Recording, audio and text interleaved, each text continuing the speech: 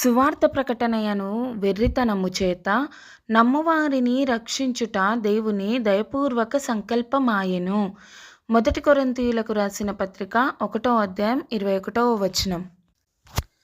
ప్రియులారా, సిలువ వేయబడిన యేసు ప్రభుల వారు యూదులకు ఆటంకముగాను అన్యజనులకు వెర్రితనముగాను ఉన్నారు.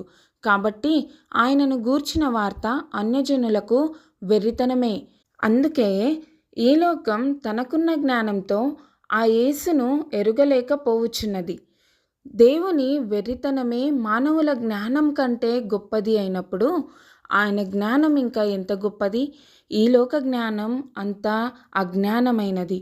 కాబట్టే ఈ లోకపరమైన వారు ఈ లోక జ్ఞానంతో ఆ పరలోక దేవుని చూడలేకపోతున్నారు.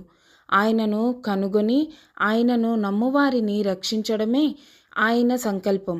ఆయనకు మన పట్ల ఉన్న దయకు ఇదే నిదర్శనం. కావున ప్రియులారా, ఈ లోక జ్ఞానాన్ని ఆధారం చేసుకొనక అన్యజనులు వెర్రితనముగా భావించే ఆ సిలువ వేయబడిన యేసుక్రీస్తు సువార్త ప్రకటన వైపు దృష్టి మరల్చి ఆయన దయపూర్వక సంకల్పమైన రక్షణను పొందుకుందాము.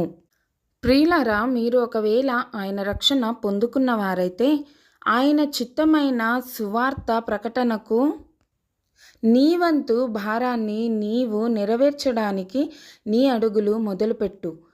ఆయన సువార్తను వెర్రితనం అనుకునే వారిని మార్చి ఆయన రక్షణ అనుభవాన్ని వారు రుచి చూసేలా నీ ప్రయత్నం ఆ ప్రభువుతో కలిసి చేయు. ఆలస్యం చేయకు సహోదర సహోదరి, ఆయన రానయ్యున్నారు. నీతో నాతో ఆ తండ్రికి చాలా పని ఉంది. మన పట్ల ప్రేమ ఉంది. నశించిపోతున్న వారి పట్ల బాధ ఉంది. కావున ఈ ఉదయకాల సమయం ఒక నిర్ణయం తీసుకో. తన సంకల్పాన్ని తీర్చడంలో పాటుపడు. అన్యులు ఆయన రక్షణ పొందుకునేలా సువార్త ప్రకటన చేయి. ఆయన పనిని నీవు మొదలుపెట్టు. నీ సమస్యలు ఆయనకి విడిచిపెట్టు. ఆమేన్. Praise the lord.